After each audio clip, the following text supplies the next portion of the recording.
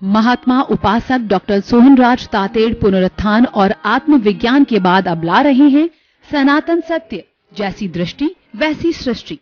कुदरत, कुदरती रचना, एक कुदरत के कानून से शाश्वत सुख की प्राप्ति। लॉग इन करें www.drsohanrajtater.com। YouTube channel doctor Sohanraj Tated. Play store से डाउनलोड करें mobile app doctor Sohanraj Tated. भाइयों और बहनों, मातृशक्ति को नमन। स्टूडियो में आपका हार्दिक स्वागत, अभिनंदन और सत्कार है। सनातन सत्य, कुदरत का कानून, कुदरत की रचना और कुदरत के आधार पे हम आपको अल्टीमेट ट्रुथ देते हैं, आपको जीवन की रियलिटी बताते हैं, आपको सार्वभौम सत्य देते हैं। क्यों देना चाहते हैं? कि आपको शाश्वत सुख मिले, स्वास्थ्य सुख की नींव मिले और धीरे धीरे आप ब्लिस को प्राप्त करके और एकदम आनंद की स्थिति में आ जाएं, आपको किसी तरह का दुख प्राप्ति न हो। ये सारा कार्य हम अलग अलग एपिसोड्स के माध्यम से करते हैं। तो आज हम बहुत सुंदर विषय लेकर के आपके सामने प्रस्तुत हो रहे हैं। आज का हमारा विषय सत्यम शिवम सुंदरम।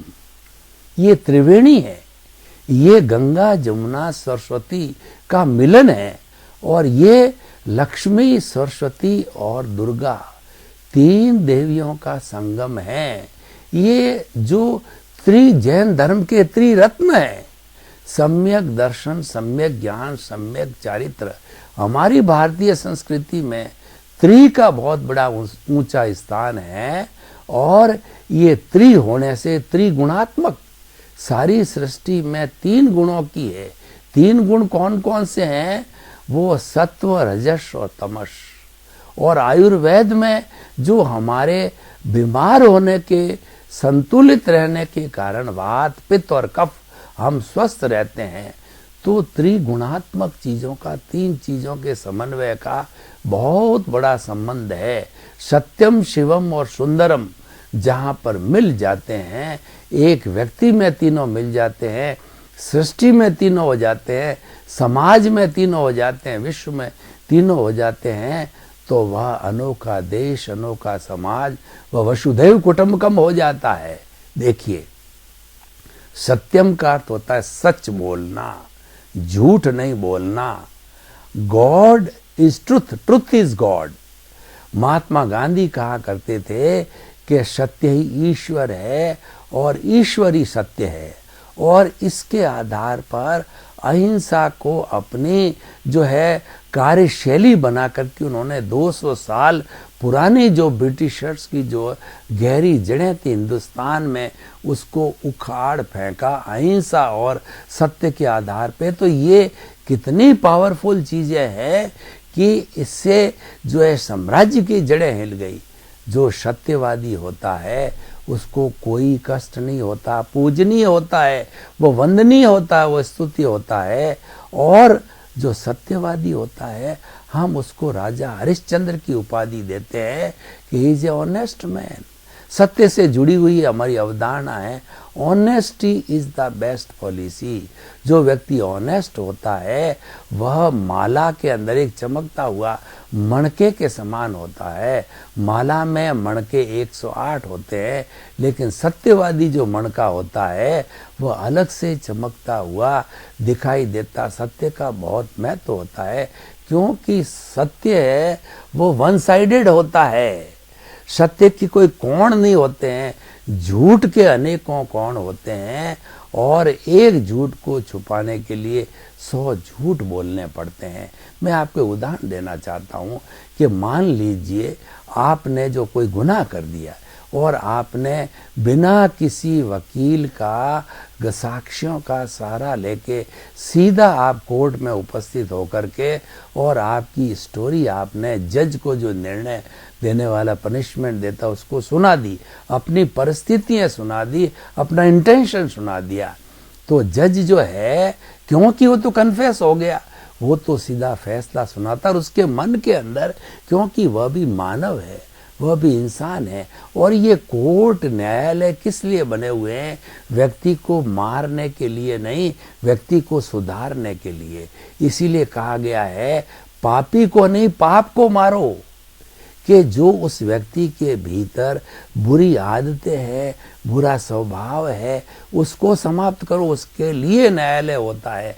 ऐसा नहीं है कि इस व्यक्ति को गोली से मार दो, इसने गलती करी है, और इस व्यक्ति को उसको सुधारने का मौका देना चाहिए, क्योंकि हर क्षण व्यक्ति बदलता रहता है।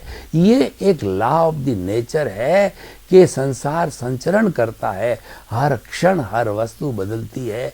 तो इंसान के प्रति भी एक सी ओपिनियन, एक सा अभिप्राय नहीं रहता। वह भी जो है भीतर पश्चाताप करके, प्रायश्चित करके और उस अग्नि में शुद्ध होकर के वो बदलता रहता है कि मैंने, देखिए आदमी किसी के वशीभूत होकर के कोई भी गुनाह करता है, वो क्या कारण होते हैं? वो हमारे नेगेटिव इमोशंस है। सबसे बड़े नेगेटिव 18 नेगेटिव इमोशंस को जो है हमारी भारतीय संस्कृति मूल रूप से 4 भागों में बांटा है। वो है क्रोध, अहंकार, माया, लोभ। इसका एक शब्द कहो तो वो कषाय है, एक शब्द कहो तो मोह है, एक शब्द कहो तो उसके कर्म है, और इसकी सारी व्याख्या करो तो वो 18 तरह के नेगेटिव थॉट्स है जिनके वशीभूत होकर के व्यक्ति झूठ बोलता है। तो ये सारी सत्यम की बात हो गई कि सच बोलना चाहिए, सच के परिणाम बहुत अच्छे होते हैं। एक बार आपने सच बोल दिया तो आपका प्रायश्चित प्रारंभ हो गया। सच बोलने का अर्थ ये हो गया कि आपने जो है आलोचना, प्रतिक्रमण, प्रत्याख्यान सब चालू कर दिया। भीतर सच बोलने के साथ साथ में आपने गुनाह को कबूल किया, वो आलोचना हो गई, और आपने प्रतिक्रमण चालू कर दिया कि फला व्यक्ति के साथ मैंने ये बुरा व्यवहार किया है, मुझे क्षमा करो, क्षमा करो। और आप जो है संकल्प लेते हो कि भविष्य में कभी झूठ नहीं बोलूँगा, भविष्य के अंदर जो मैं ऐसी कभी गलती नहीं करूँगा। ये सारा सत्य का प्रताप प्रकाश है, क्योंकि ईश्वर जो है स्वयं सत्य है। अब हम शिवम की बात करते हैं। शिवम का अर्थ होता है कल्याणकारी, भला करने वाला। जो शिवजी भगवान हैं वो सबका कल्याण करते हैं। किनका? सज्जन लोगों का कल्याण करते हैं, और दुर्जन लोगों का वो जो है संहार करते हैं। तभी जब शिवजी का तीसरा नेत्र खुलता है तो वो तांडव नृत्य करते हैं। कब करते हैं? जब इस धरा पर बहुत ज़्यादा पाप आ जाता तो दुराचारियों को वो समाप्त करते हैं, और सज्जनों को, साधु संतों को वो प्रोटेक्शन देते हैं। तो शिवम का मतलब कल्याण। कल्याण जो है वह एक अच्छी भावना है, वह समाज में होती है तो सबका निभाव होता है। और शिवम की भावना से प्रेरित होकर के लोग जो है लोक कल्याण और जगत कल्याण करते हैं, और लोक कल्याण, जगत कल्याण करने के लिए वो सेवा के कार्य करते हैं, वो परोपकार करते हैं, धन की सेवा करते हैं, मन की सेवा करते हैं और धन की सेवा करते हैं। ये सेवा क्यों की जाती है कि हमारे पे कर्जा है, और व्यक्ति को कभी वो कर्जा साथ लेकर के नहीं जाना चाहिए। अगले जन्म में उसको कैरी फॉरवर्ड नहीं करना है, यही उतार के जाना है। तो 4 ऋण कौन से हैं? पहला ऋण देव ऋण है, यानी जो भगवान है, जिसका जो भी इष्ट है वह उसकी मदद करते हैं सुख के अंदर, दुख के अंदर, क्योंकि उसको याद किया जाता है। कबीरदास जी ने बहुत ही सुंदर कहा है कि सुख में सुमिरन सब करे और दुख में करे न कोई, और जो सुख में सुमिरन करे तो दुख काहे को होए। यानी व्यक्ति क्या होता है कि जब दुख आता है तो ईश्वर को याद करता है। अगर सुख की स्थिति होती है, नॉर्मल पोजीशन के अंदर ईश्वर प्राणिधान करे, ईश्वर की भक्ति करे, वह जो है वह अपना रोज जो है वह ईश्वर भक्ति का काम करता रहे तो दुख आने का प्रश्न ही नहीं है। और केवल जो दुख के समय करे तो वो एक अधूरा पक्ष हो गया।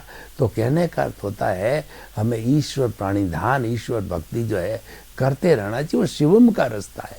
उस भगवान को जो है वो ऋण उतारने के लिए जो है हम धूप, दिया बत्ती, अगरबत्ती इत्यादि करते हैं, उनको भोग चढ़ाते हैं और उनका स्मरण करते हैं, उनके नाम की चांटिंग करते हैं। उससे देव ऋण उतरता है। और दूसरा जो है ऋण गुरु का ऋण होता है। गुरु, गु का मतलब अंधकार, अज्ञान रूपी अंधकार को रू का मतलब दूर करने वाला व्यक्ति होता है, वह गुरु कहलाता है। उसका हमारे पर बहुत बड़ा ऋण है, क्योंकि वो हमारा अज्ञान रूपी अंधकार को समाप्त करता है। तो उसकी सेवा की जानी चाहिए, उसका सहयोग किया जाना चाहिए। तो वह जो है वो गुरु के प्रति हमारा जितनी सेवा है, उसको चित्त समाधि पहुंचाना है, वो गुरु का ऋण उतरता है। और पितृ ऋण, माता पिता हमें संसार में लाते हैं और हमको पैदा करते हैं, हमारा जो है देखभाल करते हैं और हमको पैरों पर खड़ा करते हैं, उनका कर्जा कभी नहीं उतरता। कहा जाता है अगर संतान माता पिता का पैर खोल करके रोज वो पानी पिए तो भी वो ऋण नहीं हो सकते हैं। तो इसीलिए जो है उनसे ऋण रहने का अर्थ होता है उनको जब वो वृद्ध हो जाते हैं उनकी सेवा करो, उनकी चित्त समाधि पहुंचाओ, इनको किसी तरह का कष्ट न हो ऐसा कार्य करो। तो देखिए ये हो गया पितृ ऋण चुकाने का रास्ता। और चौथा हो गया समाज का ऋण। समाज हमको पहचान देता है, प्रतिष्ठा देता है, पद देता है और हमारे को प्रोत्साहन देता है, उसका हमारे पर ऋण है। वो चुकाने के लिए हमें तन की सेवा, मन की सेवा, धन की सेवा करनी चाहिए। तो ये सारा जितना भी सेवा का कार्य है, ऋण उतारने का कार्य है, ये शिवम है। हर व्यक्ति को अपने जीवन के अंदर शिवम को स्थान देना चाहिए। लोक कल्याण, जन कल्याण, जगत कल्याण, जय जगत है, इसकी तरफ भी ध्यान देना चाहिए अपना अपना परिवार का भरण पोषण करने के साथ साथ में। तो ये शिवम हो गया। और तीसरा है सुंदरम। ये सारी सृष्टि सुंदर है। भगवान ने एक रेत का कण भी जो है असुंदर, अगली या खराब नहीं बनाया है। और उसको खराब हमारी भावना करती है। हमारा जो ये जो दो आंखें हैं, ये दो चश्मे हैं, एक राग का चश्मा और एक द्वेष का चश्मा, एक जो लाइक का चश्मा, एक जो है वो डिसलाइक का चश्मा। एक कहता है ये मेरा प्रिय है, दूसरा कहता है ये मेरा प्रिय है। एक कहता है कि इसके साथ मैत्री करो, दूसरा कहता है कि इसके साथ में द्वेष करो, दूसरी आंख कहती है। तो ये राग द्वेष का जो पलड़ा है, यही किसी भी वस्तु को खराब करती है। किसी के प्रति राग द्वेष का नजरिया से वह व्यक्ति जो है या वह वस्तु है खराब नजर आती है। और लेकिन यथार्थ रूप में देखो तो वस्तु होती है, कुछ भी नहीं होता है।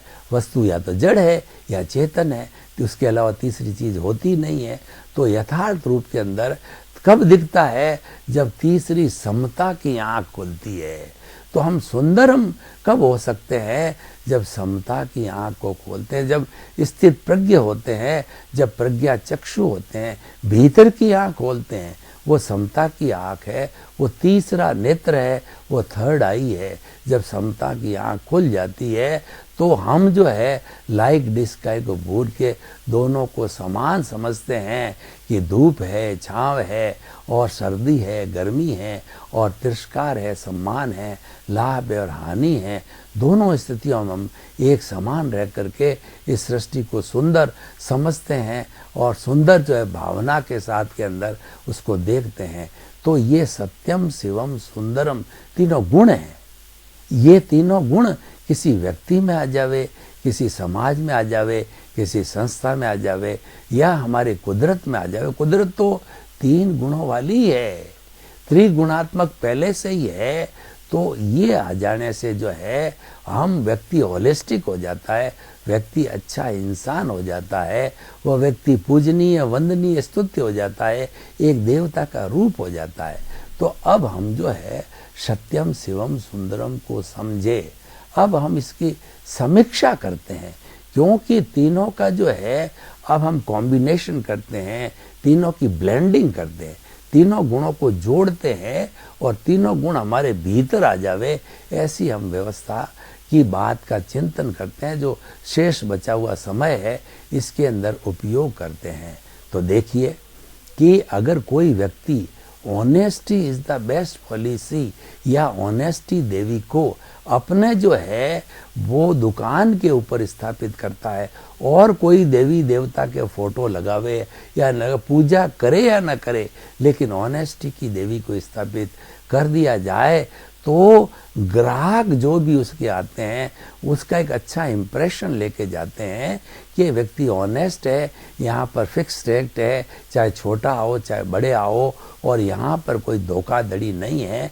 तो उस व्यक्ति की रेपुटेशन जब जम जाती है तो उसके ग्राहकों का इतना तांता लगता है कि वह भारी पड़ जाता है सारी व्यवस्था को संभालने में, जबकि उसके पड़ोस वाला इस पॉलिसी को नहीं समझता है और वो जो है रेट में डिफरेंस करता है, क्वालिटी में गड़बड़ करता है, तो वहाँ पे कोई ग्राहक नहीं जाता। ये दोनों का अंतर क्या हो गया कि एक सत्यम शिवम सुंदरम में विश्वास करता है और एक विश्वास नहीं करता है। ये हम भेद आपको बताना चाहते हैं कि हम बताना चाहते हैं कि अगर ये तीनों ग्रहण किए लग जाते हैं तो हमारा जीवन कितना आनंदमय होता है। आप जीवन को आनंदमय बनाना चाहते हो तो सत्यम शिवम सुंदरम को ग्रहण करिए, आत्मसात करिए, हृदयंगम करिए। देखिए शिवम की बात है, वो लोक कल्याण की बात चली, तो हम कहना चाहते हैं कि आपके पास में लाखों करोड़ों की संपत्ति है तो वो संपत्ति आपकी है, पर आपको याद कौन करेगा? आप अजर अमर कब होते हो कि what you contribute to the society is countable and whatever wealth you have got, you are enjoying with your family, it's your own matter and nothing has to no concern others have with your health. But when it is being used for the welfare of the public, welfare for the lok kalyan, then it is countable. आपके पास धन है, उस धन का आपने सदुपयोग करके school, college, university, विश्वविद्यालय, बच्चों को स्कॉलरशिप देना, स्वास्थ्य के लिए हॉस्पिटल बनाना, और जो है अपने लूले, लंगड़े, अपाहिज, मूक, बधिर, अनाथ और विधवा जो अभावग्रस्त लोग हैं हमारे समाज में बहुत है। हिंदुस्तान के अंदर तो 50% आबादी है गरीबी की रेखा के नीचे है, और आपने उस धन को जो है व्यर्थ उड़ाने की बजाय अपना जो है वो नीड्स को पूरा करने के बाद में शेष जो है सारी चीज़ है लोक कल्याण के लिए लगाई, आपने शिवम के लिए लगाई, तो आप एक अच्छे इंसान बन गए। मैंने अभी ऑटोबायोग्राफी पढ़ी थी बिल गेट्स की, जो कि वर्ल्ड के रिचेस्ट व्यक्ति है, तो उनकी ऑटोबायोग्राफी में लिखा गया है कि उनकी कुल संपत्ति कितनी है उनको खुद को मालूम नहीं है। वो बहुत सी जो है कंपनियों के मैनेजिंग डायरेक्टर वगैरह है, और वो अपने जो है खुद के परिवार के भरण पोषण के लिए 2 या 3% का उपयोग करते हैं।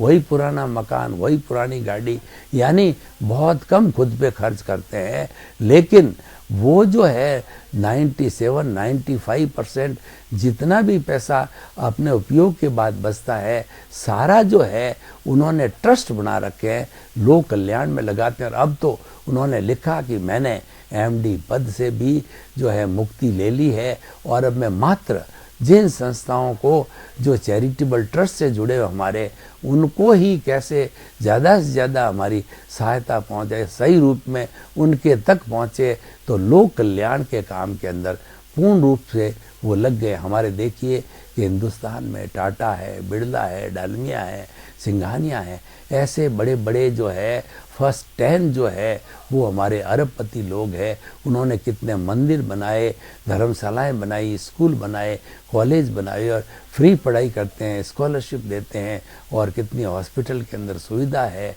तो लोगों को ये सुविधा दी जा रही है। और टाटा, जमशेद जी टाटा, उनका तो बिजनेस में आने का मकसद ही एक था कि मुझे ज़्यादा से ज़्यादा सेवा करनी, और सेवा धन बिना नहीं हो सकती, और धन है बड़ी इंडस्ट्री बिना नहीं हो सकता। प्रभु ने, ईश्वर ने साथ दिया, तो जो जो उन्होंने, आज भी रतन जी टाटा है, इतने सिंपल है कि वो सारा पैसा जो है लोक कल्याण के अंदर, जो जगत कल्याण के अंदर लगाते हैं। तो हम ये कहना चाहते हैं कि व्यक्ति वही याद किया जाता है जो जगत कल्याण, लोक कल्याण, जय जगत करता है, और वह अजर होता है, अमर होता है, और वो उस पैसे का सदुपयोग गिना जाता है और लोग उसी को याद करते हैं, इतिहास उन्हीं का बनता है।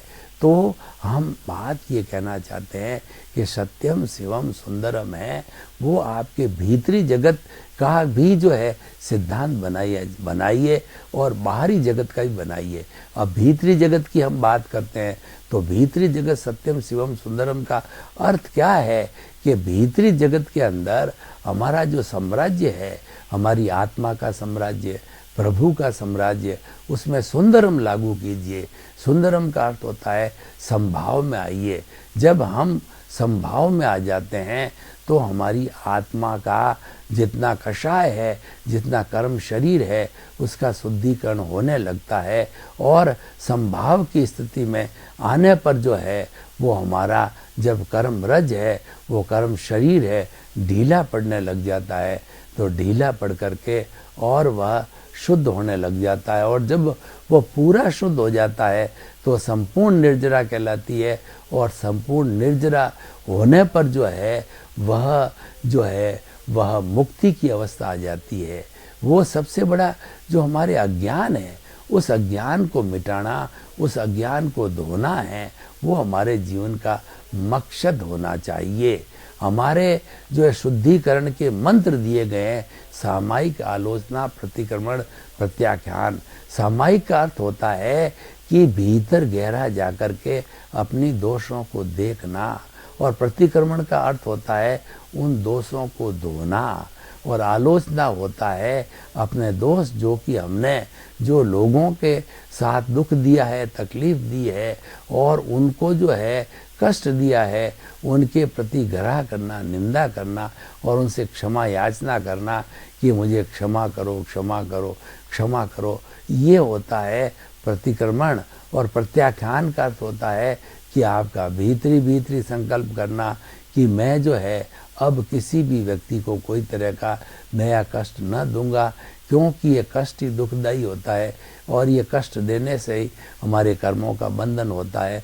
और जब धीरे धीरे समस्त प्राणियों से आपको, जिनसे आप प्रतिक्रमण कर लेते हो, तो उनसे एनओसी मिल जाती है। तो एनओसी मिलते ही जो है आपका कल्याण होना प्रारंभ हो जाता है। तो हम ये कहना चाहते हैं कि जो सत्यम शिवम सुंदरम जो है, ऐसे 3 महान गुण हैं जो कि हमारा बाहर का जो व्यवहार जगत है उसको तो अच्छा बनाते ही हैं, लेकिन अब उसको हम एडॉप्ट भीतरी जगत के लिए करते हैं, हमारे चिंतन में डालते हैं, तो हमारा चिंतन भी बहुत शुद्ध बनता है, और हम जो है धीरे धीरे सिद्ध, बुद्ध और मुक्त बन जाते हैं। तो इसका जो है बाहरी जगत में भी उपयोग है और भीतरी जगत में भी उपयोग है। तो हम जो है अब ओपन टू द ऑडियंस कहना चाहते हैं। तो ये बात है कि लोगों से इसका राय निष्कर्ष लेना चाहते हैं। तो निश्चित तौर पे जो व्यक्ति इन 3 गुणों को धारण करता है तो उसका जीवन जो है एक बैलेंस्ड लाइफ बनती है, और वो इतना अभ्यस्त हो जाता तीनों के अंदर कि ये करते करते उसके जीवन के अंदर कोई भी भेदभाव नहीं रहता है, और वह एक आइडियल व्यक्ति बन जाता है। वह परिवार में पूजनीय होता है, समाज में पूजनीय होता है, और जो है वह विश्व में पूजनीय होता है। मैं आपको जो एक उदाहरण देना चाहता हूँ कि वर्तमान के हमारे प्रधानमंत्री नरेंद्र भाई मोदी लगभग 12 साल तक वो गुजरात के मुख्यमंत्री रहे, और लगभग 6 साल से अधिक समय से जो है प्रधानमंत्री रूप में उन्होंने अपने इस 18 साल के जो है राजनीतिक जीवन काल के अंदर जनता को ही अपनी जो है वो प्रजा को ही अपनी संतान माना, और 24 घंटे उनको सुख मिले, सुविधा मिले और देश की तरक्की बढ़े। तो उनके इतने कठोर परिश्रम के कारण आज हमारा जो भारतवर्ष देश है पुनः एक धर्म गुरु देश की जो है रूप में प्रकट हो रहा है। उन्होंने जो है वो 21 जून को अंतर्राष्ट्रीय योगा दिवस 210 कंट्रीज के अंदर मनाने के कारण जो है भारत को पुनः जो है धर्म गुरु देश का दर्जा हासिल हो रहा है। और 2 अक्टूबर जो महात्मा गांधी का जन्मदिन है, उस दिन पूरा यूएनओ और पूरा विश्व जो है वह जो है उनका 2 अक्टूबर को अंतर्राष्ट्रीय अहिंसा दिवस मनाता है। तो ये 2 ऐसे बड़े महान कार्य है जिसके आधार पर हम कह सकते हैं कि भारत पुनः धर्म गुरु देश बनने की ओर जा रहा है। ये देश बनने को क्यों जा रहा है कि हमारे देश के ऐसे ऐसे प्रधानमंत्री है जो सत्यम शिवम सुंदरम को जो है वो धारण करते हैं और उसका जीवन जीते हैं, उसको जीवन में उतारते हैं। इसी कारण उनका जीवन बहुत बैलेंस्ड है, बहुत होलिस्टिक है और बहुत धर्म प्रिय उनका जीवन है। तो हम यही आपको जो है इस एपिसोड के माध्यम से बताना चाहते हैं कि आप सनातन सत्य को जानना चाहते हो, शाश्वत सुख को जानना चाहते हो, सत्यम शिवम सुंदर को जीवन में स्थान दो। तो सबके प्रति मंगल भावना, शुभ कामना कि सर्वे भवन्तु सुखिनः सर्वे सवन्तु निरामया, जगत के सब जीवों को सुख मिले, शांति मिले, आनंद मिले, मुक्ति मिले, आपके प्रति मंगल भाव। महात्मा उपासक डॉक्टर सोहनराज तातेड़ पुनरुत्थान और आत्मविज्ञान के बाद अब ला रहे हैं सनातन सत्य, जैसी दृष्टि वैसी सृष्टि, कुदरत कुदरती रचना एक कुदरत के कानून से शाश्वत सुख की प्राप्ति। लॉग इन करें www.drsohanrajtated.com, YouTube channel doctor Sohanraj Tated, play store से डाउनलोड करें मोबाइल ऐप डॉक्टर